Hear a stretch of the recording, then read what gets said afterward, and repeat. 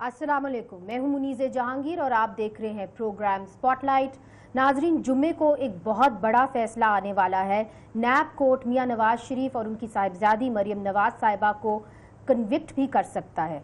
इसके बहुत गहरे असरात होंगे ना सिर्फ पाकिस्तान मुस्लिम लीग नून के ऊपर मगर पूरे इलेक्शन के ऊपर। कल नून लीग अपना मंशूर भी मंजर आम पे सामने लाने लगी है। ये देखना है कि अवाम के लिए उसके अंदर क्या होगा और वोट को इज्जत दो के नारे के साथ ही इंसाफ कर पाएंगे या नहीं।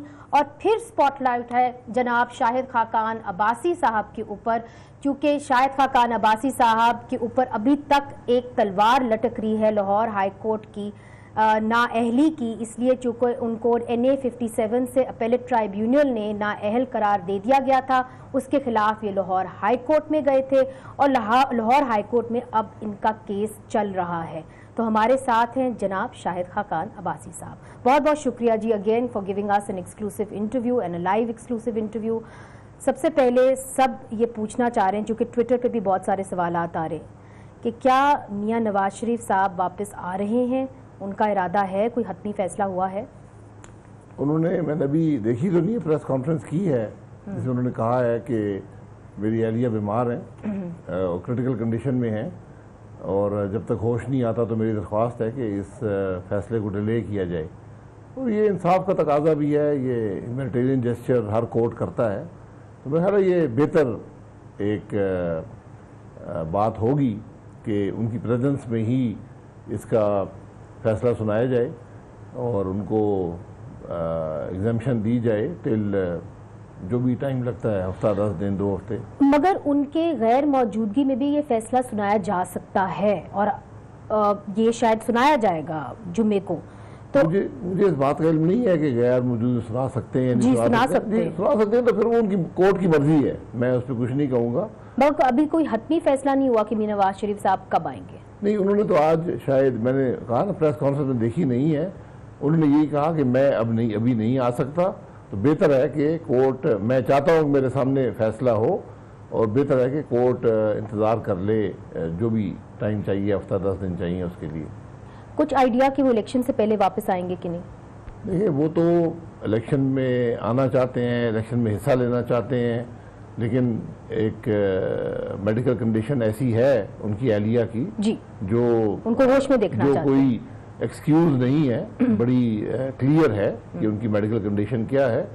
तो मेरा ख्याल है कि कोई ऐसी बात नहीं है कि अगर कोर्ट अपने डिसीजन को डिले कर ले, बहुत से डिसीजन डिले होते हैं। और वैसे भी मेरी ज़ाती राय ये है कि कोर्ट को मुल्क के माहौल को भी देखना चाहिए कि इलेक्शन के अंदर अगर ऐसा फैसला हुआ, चाहे जो भी वो फैसला हो, वो इलेक्शन पर असरअंदाज होगा।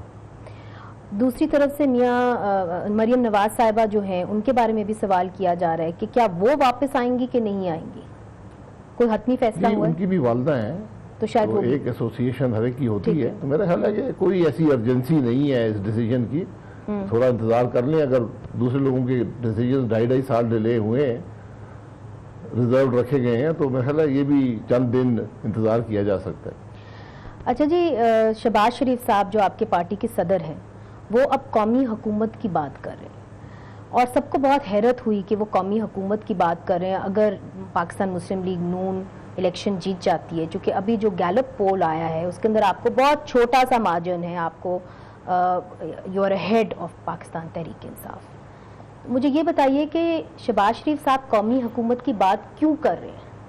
मैंने उनकी जो बात की है उसको मिस इंटरप्रेट किया गया या आउट ऑफ कॉन्टेक्स्ट बात की गई है। उन्होंने ये कहा है कि मसाइल ऐसे हैं जिसके लिए एक नेशनल कंसेंसस चाहिए। ये हकीकत है, मैं खुद गुज़र रहा हूँ, मैं जानता हूँ। जिस तरह हमने फाटा में नेशनल कंसेंसस किया, बहुत से इश्यूज हैं जिसमें नेशनल कंसेंसस की ज़रूरत है और उसके बगैर मुल्की मसाइल को हल करना मुमकिन नहीं है। नेशनल कंसेंसस एक और चीज़ होती है, मगर एक कौमी हुकूमत बनाना, उसके अंदर तो आपको और पार्टीज के साथ मिलकर हुकूमत बनानी होगी, लाइक अ कोalition गवर्नमेंट। तो आप क्या सोच रहे हैं कि अगर आपको वाज़ेह अक्सरियत मिल भी जाती है तो क्या आप कोalition गवर्नमेंट को प्रेफर करेंगे? देखिए, ये इसका जवाब शहबाज शरीफ साहब भी दे सकते हैं। मेरी डिस्कशन इस बारे में नहीं हुई उनसे। मैं ज़ाती तौर पर कोalition गवर्नमेंट से ज़्यादा हक में नहीं हूँ, स्पेशली मेजर पार्टीज़ के दरमियान। हमने एक एक्सपेरिमेंट किया था 2008 में और वो सक्सेसफुल नहीं था। तो अभी भी अगर कोई कोलिशन गवर्नमेंट मेजर पार्टीज के दरमियान बनती है उसको चलाना मुश्किल होगा। अच्छा, और आपकी कोई शहबाज शरीफ साहब, मतलब जो हमें इतनी हैरत इस बात की हुई कि शहबाज शरीफ साहब ने क्या ये खुद से एक अपनी राय दे दी, कोई मुशावरत नहीं की, चूंकि बहुत बड़ा स्टेटमेंट था उनका इस तरह देना। देखिए आप मुझसे सवाल कर रही हैं, मैं जवाब दे दूंगा, कल उसके बारे में क्वेश्चन हो सकते हैं। तो शहबाज शरीफ साहब भी मुख्तलिफ इंटरव्यू कभी कोई इस तरह की कोई बहस ही नहीं हुई या बातचीत ही नहीं हुई पाकिस्तान मुस्लिम लीग नून के अंदर कि नहीं जी हमें कौमी हुकूमत की तरफ जाना चाहिए? इस पे कोई स्ट्रक्चर डिस्कशन नहीं हुई, मुख्तलिफ बातचीत होती रहती है, लेकिन ये चीज़ें देखने को आएंगी जब इलेक्शन हो जाएगा। एक गैर मुतराज़ा इलेक्शन हो जाएगा, उसके बाद ये चीज़ें डिस्कस हो सकती हैं। लेकिन मैंने अब कह दी है, मेरी ज़ाती राय ये है कि कोलिशन गवर्नमेंट्स चलाना, उनके अंदर एक कॉन्फिडेंस पैदा करना, ये एक ट्रस्ट का एलिमेंट जो होता है वो ज़रा मुश्किल है।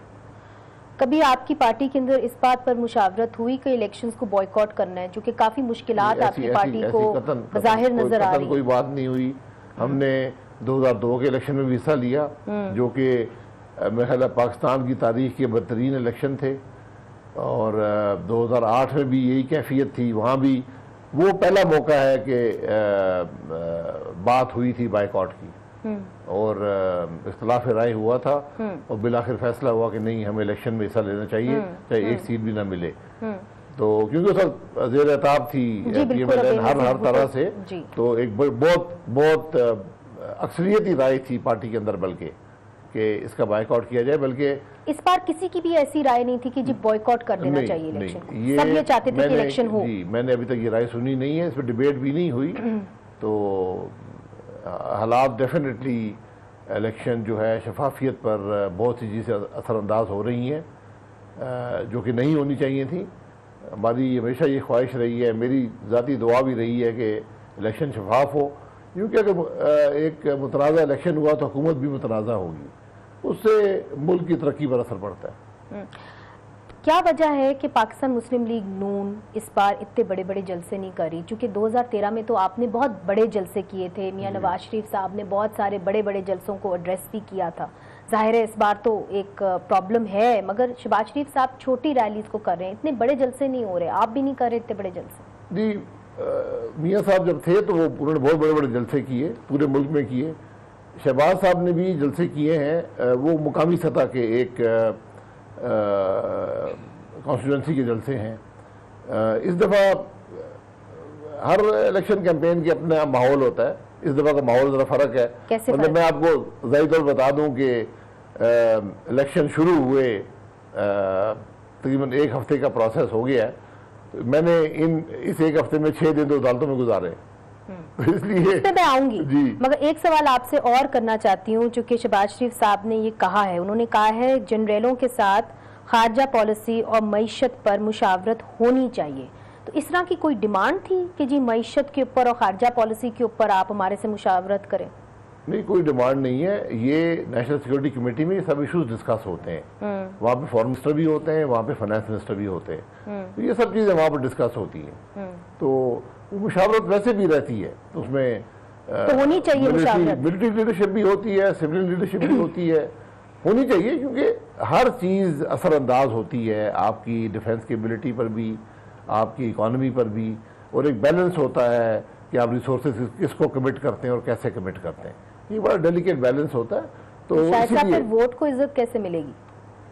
नहीं, वोट की बेइज्जती नेशनल सिक्योरिटी कमेटी में तो नहीं होती। नहीं, मगर अगर आप कह रहे हैं कि जनरलों से मुशावरत करके आप खारजा पॉलिसी मईशत चलाएंगे, तो मियां नवाज शरीफ साहब तो वोट को इज्जत दिलाने की बात कर रहे हैं, मंशूर उस पे ला रहे हैं। बात करूंगा कि हम हर चीज आउट ऑफ कॉन्टेक्स्ट ले लेते हैं। मेरा ख्याल है, मुझे नहीं पता उन्होंने क्या स्टेटमेंट दी है या किस कॉन्टेक्स्ट में कहा है। उन्होंने यही कहा है कि ये सब चीज़ें मुशावरत से होनी चाहिए। मैं सबसे बड़ा एडवोकेट हूँ इस बात का कि मुल्क के अंदर अब 5-6 इदारे हैं, आप माने या ना माने, हम इसको कबूल करें या ना करें, आईन में जो मर्जी लिखा हो, 5-6 इन्फ्लुएंसेस हैं डिसीजन मेकिंग पर। उसमें मीडिया है, जुडिशरी है, उसमें फौज है, इंटेलिजेंस सर्विसेज हैं, ब्यूरोक्रेसी है, पॉलिटिशियंस हैं, जब तक वोट तो सिर्फ आपको मिलता है ना, हमें तो नहीं मिलता, ना जुडिशरी को मिलता है, ना जनरलों को मिलता है। लीडरशिप हमने प्रोवाइड करनी है ना। अच्छा, वोट जो होता है वो ग्राउंड रियलिटीज को निगेट नहीं करता। हमने 35 साल से ज्यादा फौजी हुकूमतों में गुजारे हैं, आमरीत में गुजारे हैं। एक कल्चर डेवलप हो चुका है जो सिविल मिलिट्री रिलेशनशिप है, एक इवॉल्विंग रिलेशनशिप है। हमें ये एडमिट करना होगा। जुडिशियल एक्टिविज्म आपके सामने है, जो नायब कर रही है वो भी आपके सामने है, जो ब्यूरोक्रेसी आज मफलूज हो चुकी है वो भी आपके सामने है। तो जब तक इदारों में हम, जो मीडिया का रोल है, right. जब तक इदारों में हम आंगी नहीं होगी, मुल्क तरक्की नहीं कर पाएगा। So what you are painting out is like a power sharing agreement between the civilians and the military. Is that what you are saying? No, no. Is that what you want? No. Power sharing नहीं होती। Decision making जो होती है वो elected लोगों के पास ही रहती है, आखिरकार वही फैसला करते हैं। एक अंडरस्टैंडिंग इश्यूज पर होनी चाहिए। जो इदारे हैं वो इंडिपेंडेंटली ऑपरेट नहीं कर सकते। तो फिर इस नहज पे आप कैसे पहुंचे? क्या आपकी अंडरस्टैंडिंग नहीं थी कि आप इस नहज पे पहुंच गए हैं और अब शहबाज शरीफ साहब को ये कहना पड़ रहा है कि जी हमें मुशावरत के साथ चलना होगा मईशत के ऊपर और खारजा पॉलिसी के? नहीं, हम इस नहज पर नहीं पहुंचे, हम हमेशा इस नहज पर रहे हैं। हमारे मुल्क के हमेशा यही हालात रहे हैं। अब उसकी आर्टिकुलेशन बढ़ गई है, उसकी अंडरस्टैंडिंग बढ़ गई है, इश्यूज कॉम्प्लेक्स हो गए हैं और उस निज़ाम से जो माजी में शायद कुछ रिजल्ट प्रोड्यूस कर लेता था, अब वो रिजल्ट प्रोड्यूस नहीं कर पाएगा। इसलिए ज़रूरी है, और ये मैंने जैसे कहा इवॉल्विंग रिलेशनशिप है, तो सिविलियन लीडरशिप का ये काम है कि वो इश्यूज को आइडेंटिफाई करे और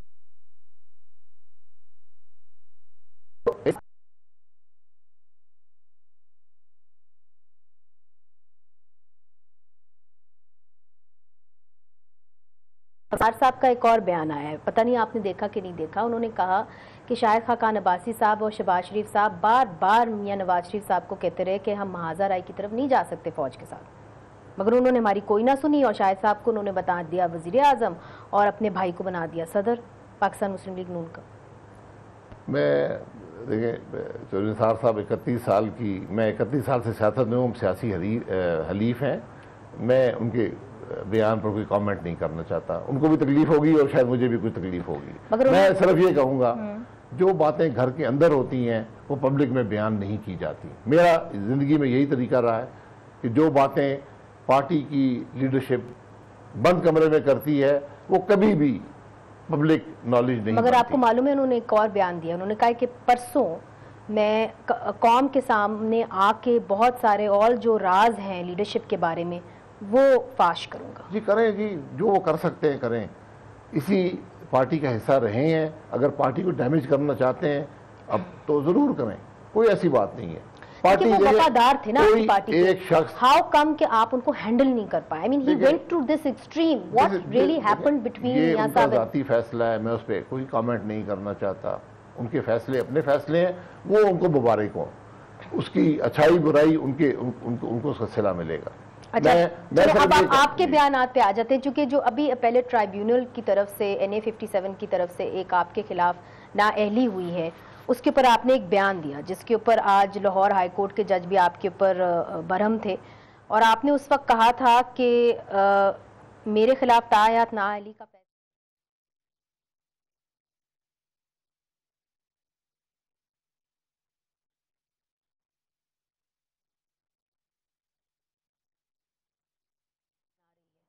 क्या मतलब कि एक अपेलेट कोर्ट का जज जो है, ट्राइब्यूनल का जज, वो क्यों आपकी वफादारी को चैलेंज कर रहा है, या उसका नून लीग से क्या ताल्लुक होगा, या क्या उसके साथ? देखें, ये सब बातें आउट ऑफ कॉन्टेक्स्ट कोर्ट होती हैं।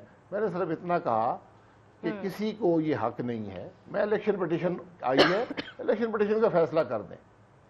किसी को मेरे बारे में जाती कमेंट्स पास करने का हक नहीं है। तो जज कर सकते हैं, जज की इज्जत है तो मैं माजरत से कहूँगा, इज्जत सबकी होती है। मैं इलेक्शन लड़ने आया हूँ, डाका डालने नहीं आया।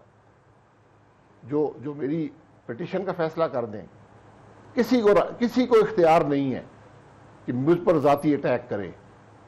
ये कौन से कानून में लिखा हुआ है? मैं बताती हूँ, 62(1)(f) के अंदर 62(1)(f) के अंदर ये लिखा हुआ है, जिसके ऊपर आपकी पार्टी को भी कहा गया था कि आप इसको तब्दील कर दें, और पाकिस्तान पीपल्स पार्टी ने कहा था कि प्लीज आप इसको तब्दील कर दें, मगर आपने नहीं किया।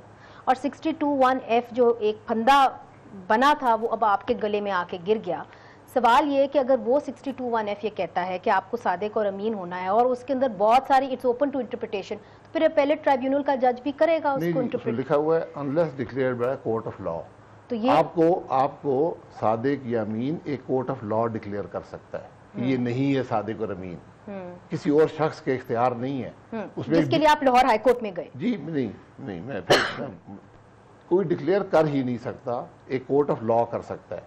अपेलेट ट्रिब्यूनल एक कोर्ट ऑफ लॉ नहीं होता। ठीक है। और फिर एक चीज होती है दुनिया में ड्यू प्रोसेस, ड्यू प्रोसेस भी होता है। बिल्कुल होता है। किसी को ये रेडियो नहीं है कि आप बांटना शुरू कर दे, तुम सादिक हो, तुम अमीन हो, मगर पाकिस्तान में तो ऐसा हुआ है ना, वो बदकिस्मती है। तो मैंने यही बात की कि मैं इलेक्शन पिटीशन का सामना कर रहा था, मैं किसी और चीज का सामना नहीं कर रहा था।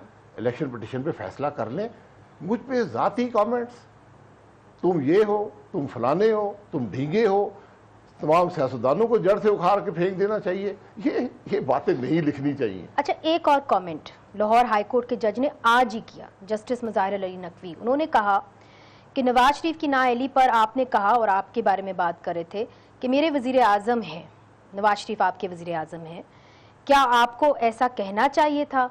आप अपने एजेंडे पर काम करें लेकिन अदलिया के खिलाफ बयान देना बंद करें। ख्वाजा आसिफ के मुंह पर स्याही फेंकने जैसे कई वाकयात हुए। आपको मालूम नहीं नवाज शरीफ को जूता पड़ा बिलावल के साथ कराची में क्या हुआ, लेकिन पीपल्स पार्टी के साथ जो हुआ आफरीन है उन पर कि उन्होंने कुछ नहीं कहा। ये भी आज उन्होंने कहा है लाहौर हाई कोर्ट। देखिए, वो हाई कोर्ट के जज हैं, जो मर्जी कहें, मैं उसके बारे में कमेंट नहीं करूँगा। मैं सिर्फ ये कहूँगा कि अदालती फैसलों पर मैं कमेंट नहीं करूँगा। जुडिशरी के फैसले हैं, इम्प्लीमेंट होते हैं, हम जुडिशरी का एहतराम भी करते हैं। इलेक्शन के फैसले जो होते हैं वो अवाम करते हैं। अवाम मुझ पर स्याही फेंकना चाहे उनकी मर्जी है, जूता मारना चाहे उनकी मर्जी है, मेरे गले में हार डालना चाहे उनकी मर्जी है। मैं तो जहाँ जाता हूँ मेरा सबसे ज़्यादा वक्त सेल्फीज में लगता है। मुझे किसी ने जूता नहीं मारा, मेरे खिलाफ किसी को भी जूता मारे या किसी के मैं आपको बता दूं, कल्चर को ये हो रहा है, तकवीयत नहीं, ये बदतमीजी का कल्चर डेवलप किया जा रहा है। और ये बड़ा आसान है इस वक्त। आप एक आदमी को पैसे दे दें, बाबू जूता मार देगा, उसकी 6 आदमी वहाँ वीडियो क्लिप बनाने वाले होंगे और वो वहाँ पे हर टीवी चैनल रोज चलाएगा। और ये लिहाजा ये करवाया जा रहा है। अगर आप कह रहे हैं कि 8 इलेक्शन लड़े हैं, मैंने इलेक्शन हारा भी है, मुझसे लोग नाराज भी रहे हैं। यहाँ हमारे हल्के में दुश्मनियां नहीं है, बाकी जो दुश्मनियां होती हैं, गोलियां चलती हैं, ये कल्चर कभी नहीं था। 2 आदमी खड़े कर दो, वो नारे मारें और टीवी पर क्लिप चला दो। ये एक डेलिबरेट अटेम्प्ट है सियासतदानों को बदनाम करने की। मगर वो डिलिबरेट अटेम्प्ट कौन कर रहा है, इस पर भी हम बात करेंगे। और जो मजीद मुश्किलात पैदा हो रही हैं नून लीग के लिए, उसके लिए नून लीग कैसे उनका सामना करेगी, इस पर बात करेंगे। टाइटल इन वेलकम बैक नाजरीन, इस वक्त हमारे साथ हैं जनाब शाहिद खाकान अब्बासी साहब। शाहिद साहब, ये जीप बहुत निकल रही है आजकल और सब पूछ रहे हैं कि ये जीप कौन से खैमे से निकल रही है। इसलिए चूँकि आपके जो साबिक डिप्टी स्पीकर हैं शेर अली गोरचानी साहब, उन्होंने एक बयान दिया है हाल में और उन्होंने ये कहा है कि मुझे मजबूर किया जा रहा है जीप के निशान के ऊपर इलेक्शन लड़ने का। और उन्होंने कहा कि कुछ उलमा मेरे पास आए और कहा कि ख़त्म नबूवत के हवाले से हमारे कुछ तहफ़्फ़ुज़ात हैं, आप आज़ाद इलेक्शन लड़ें, पार्टी की आदत को भी आगाह करें, हम वोट आपको देना चाहते हैं। और उन्होंने कहा कि मैं ये वाज़े कर देना चाहता हूँ कि अगर मेरा वोट होगा तो मैं जाके नवाज शरीफ साहब के कदमों में रख दूंगा, मगर फ़िलहाल मैंने ये पार्टी लीडरशिप को बता दिया है कि इस तरह की बात हुई है। ये बड़ी बदकिस्मती है। मैं ये कह रहा हूँ, यहाँ बड़े बड़े तजर्बे हुए हैं। मैं 31 साल से ये तमाशे और तजर्बे देख रहा हूँ। एक लंबा अरसा मिलिट्री रूल का भी रहा है, एक लंबा अरसा इंटेलिजेंस के इन्फ्लुएंस का रहा है सियासत पर। हमें अब उससे बाहर आना चाहिए। मुझे उम्मीद थी कि हम बाहर आ चुके हैं, लेकिन जो हालात बलूचिस्तान में हुए, फिर सेनेट के इलेक्शन में हुए, सेनेट के चेयरमैन के इलेक्शन में हुए, फिर जो ये हज़रात टूट के सदन पंजाब में गए, जो अब इस किस्म के वाकयात हो रहे हैं, मैंने खुद नहीं, उल्मा कौन है ये? मैंने तहकीकात की है आपने? नहीं, मैं तो इलेक्शन लड़ रहा हूँ, तहकीकात करूंगा। नहीं, मगर आपने क्योंकि कहा ना कि ये बदकिस्मती, फिर आप सिविल मिलिट्री रिलेशंस पे आ गए, तो इससे मुझे लगा कि जो उल्मा है उनको भी फिर किसी ने ऐसे ही भेजा है। वो नैब को तफ्तीश के लिए भेज दें, मेरे पास तो तफ्तीश का वक्त नहीं है। लेकिन बात ये है कि मैं दरेशक साहब, गुरचानी साहब, इनकी आपस में टेंशन थी, मैं उधर गया, एक जलसा हुआ राजनपुर में, बहुत बड़ा जलसा था, बड़ी तकारीर हुई। ये 31 मई से हफ्ता पहले की बात है। उस दिन कोई 45 डिग्री टेम्परेचर भी था, लेकिन जलसे में जोश हो रहा उससे भी ज्यादा था। जो गुरचानी साहब तकरीर की, मुझे तक याद है कि उन्होंने बड़ी एक पार्टी के हक में, बेचारे के साथ क्या हुआ कि उनको जीत का निशान लेना पड़ा। यही तो कह रहा हूं ना, इतने असरो रसूख कैसे रखते हैं? उनको तो मौलवी हजरात को तो आजकल वोट नहीं पड़ रहा है। आजकल महकमा ज़राअत में ज्यादा ताकत है। अच्छा, जो महकमा ज़राअत करता है वो और कोई नहीं कर सकता। अच्छा, महकमा ज़राअत पे भी आ जाए। महकमा ज़राअत ने भी बयान दिया है और उन्होंने कहा है कि जो मुल्तान में आपका एक कैंडिडेट था जिसने कहा कि जी महकमा ज़राअत के लोग आए, उन्होंने मुझे मारा पीटा और कहा कि आप जो है अपना टिकट वापस कर दें नून लीग का, नहीं तो हम आपके ख़ानदान को भी ख़तरा है, आपका बिजनेस भी ख़त्म कर देंगे। तो महकमा ज़राअत का बयान आया है। महकमा ज़राअत ने कहा है कि जी हमारा इस मामले से कोई ताल्लुक नहीं है, हमारे लोग नहीं गए थे उसको मारने पीटने। मैं क्या कह रहा हूँ, मैं कह रहा हूँ हम सीख ले माजी से, ये काम बंद कर दे, मत करें, इलेक्शन मशकूक हो जाएंगे, मुतनाज़ा हो जाएंगे। मैं आपको हकीकत से कहता हूँ, मुझे दुख मुल्क का है, मुझे खतरात मुल्क के लिए नजर आते हैं। जिस मुल्क में इलेक्शन मुतनाज़ा हो, अब दुनिया में कहीं देख लें, वो हुकूमत नहीं चल सकती। मुझे ये बताएं, मुल्क तरक्की नहीं करेगा। आपका माशी और खारजा पॉलिसी पे चलना चाह रहे हैं? नहीं, मैं देखें, दो अलग बातें हैं। एक, इंटेलिजेंस के इदारे इसको इन्फ्लुएंस कर रहे हैं, ये गैर आईनी है, गैर कानूनी है, नहीं होना चाहिए, माजी में होता रहा है, हमने खुद फेस किया है। अब कर रहे हैं फेस? हमें उम्मीद थी कि नहीं, मुझे ज़ाती तौर पे कोई शिकायत नहीं है। अच्छा, मैं बहुत सी चीज़ें इन्फर कर सकता हूँ ना। मैं भी अपने इलेक्शन में भी कुछ चीज़ें, लोगों के पास खत मौजूद हैं, हर चीज़ नज़र आती है। हर चीज़ के लिए प्रूफ होना, डायरेक्ट प्रूफ होना ज़रूरी नहीं है। ये चीज़ें ख़त्म करनी चाहिए। इलेक्शन कमीशन इन चीज़ों का नोटिस ले और इन चीज़ों को ख़त्म करें, मुल्क आगे चले। सर, एक और मुसीबत भी आ रही है नून लीग के ऊपर। जस्टिस शौकत अजीज फैसला सुनाया है और उन्होंने कहा है कि जो ज़फ़र अली शाह साहब की, जो राजा ज़फ़रुल हक की सरबराही में जो एक कमेटी बनी थी, उसके हवाले से जो रिपोर्ट है उसको मंजर आम पे लाना चाहिए। अगर वो मंजर आम पे आ जाती है तो क्या आपकी मुश्किलात ज़्यादा नहीं हो जाएंगी? नहीं, बिल्कुल हक़ाइक़ सामने आ जाएंगे। तौहीन रिसालत वाली जो है, जी, हक़ाइक़ सामने आ जाएंगे, बल्कि उससे तो मामला पता चल जाएगा पाकिस्तान के अवाम को मामले की हकीकत क्या थी। चूँकि जिस तरह के आपके एक इंटीरियर मिनिस्टर को गोली भी लगी, शुक्र अल्लाह के कि वो बच गए, but it was a very close call.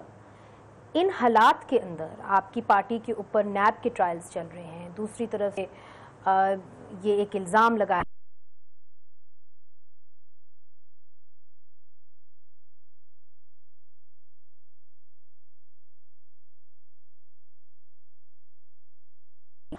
Mobilised है, वोटर है, वोटर का रिस्पांस है। मैंने ये मेरा नवा इलेक्शन है, मैंने कभी इतना इन्फॉर्म्ड वोटर नहीं देखा, हर बात को समझता है।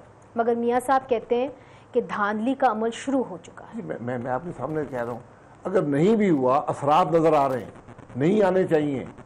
आज ये 21वीं सदी में अगर हम एक फेयर इलेक्शन ना करा सकें, इलेक्शन मुतनाज़ा हो जाए, माजी का सबक आपके सामने है, ख़त्म करें इन बातों को। जो भी कर रहा है, मेरी उनसे बार बार गुजारिश है, खुदा के लिए इन चीज़ों को छोड़ें, लोगों को फैसला करने दें। अच्छा फैसला करते हैं, बुरा करते हैं, अच्छा करेंगे, फायदा होगा। लोगों को ही फैसला करना चाहिए। और आपने गुजारिश भी की है कि कम अज़ कम माजी के जो हालात रहे हैं उसको देख के आप लोगों को फैसला करने दें। इस पर भी हम बात करेंगे। और जरदारी साहब के बयानात आ रहे हैं, वो कह रहे हैं कि इलेक्शन के बाद सियासी इस्तेहकाम नहीं आ पाएगा पाकिस्तान के लिए। ये एक बहुत ख़तरनाक, बार बार मुसलसल कह रहे हैं कि इंतखाबात के बाद सियासी इस्तेहकाम नहीं आएगा, and he is quite confident.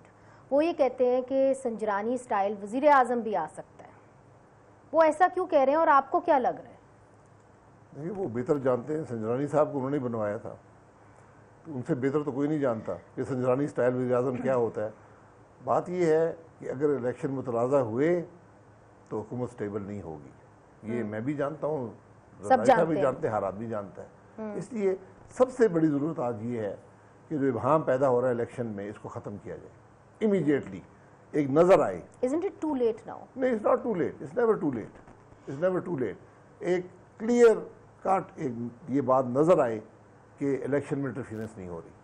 मैं आपसे ये सवाल इसलिए कर रही हूँ कि आपके 11 जो उम्मीदवार थे उन्होंने अपने टिकट आपको वापस किए, शेर का निशान वापस किया और जीप का निशान लिया। और जीप के बारे में मरियम नवाज साहिबा ट्वीट करती हैं और कहती हैं जीप को डाले जाने वाले वोट ख्याली मखलूक को जाएंगे। खलाई सॉरी ख्याली खलाई। ख्याली। देखिए, जीप तो ज़मीन पर ही चलती है, कोई ऐसी बात नहीं है। जीप पे लड़ना है, जीप पे लड़ लें। बात यह है, मुझे आप पॉलिटिकल हिस्ट्री में बताएं कि एक शख्स अप्लाई करे टिकट के लिए, बोर्ड के सामने पेश हो, बड़ा तकलीफदेह मरहला होता है, कई घंटे इंतजार करना पड़ता है, गर्मी होती है, वहाँ तलखी होती है बोर्ड के अंदर। और इस दफ़ा तो इतनी ज़्यादा डिमांड थी टिकट्स की PMLN के कि एक कई ऐसे कौमी के हल्के थे कि 36 लोगों ने अप्लाई किया था। उसके बाद एक शख्स को टिकट मिल जाए और वो 3 दिन बाद कहे कि नहीं, वो टिकट नहीं चाहिए। का माजरा क्या है?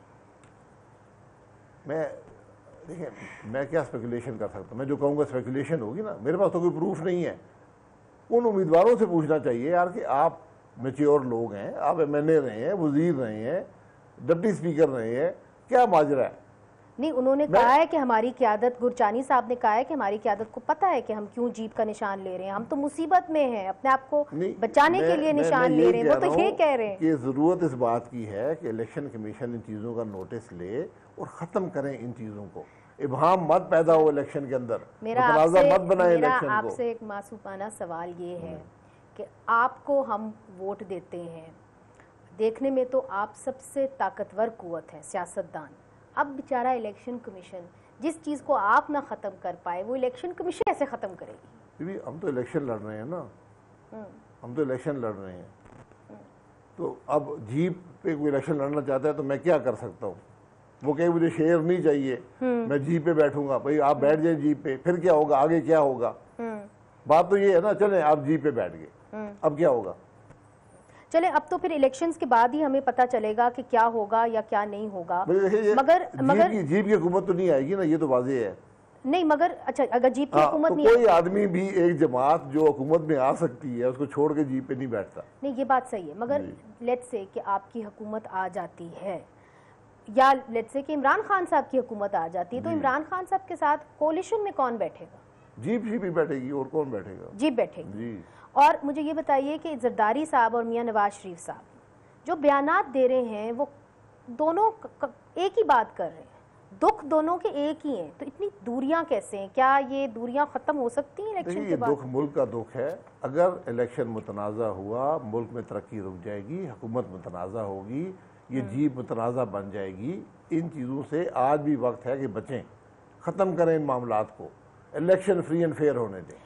Chief justice of Pakistan Saqib Nisar साहब भी बहुत शिकायत करते हैं पाकिस्तान मुस्लिम लीग नून की हुकूमत के बारे में, और उन्होंने ये कहा, आज की हेडलाइन भी है कि जी आपकी जो हुकूमत थी वो उनके ख़िलाफ़ सुप्रीम जुडिशल काउंसिल में एक रेफरेंस दायर करने जा रही थी। और उन्होंने फवाद हसन फवाद को कोर्ट के अंदर कहा कि मुझे ये भी मालूम है कि कौन वो रेफरेंस दायर कर रहा था। Is it true? देखिए, मैं चीफ जस्टिस साहब के बारे में कोई कमेंट पास नहीं करना चाहता।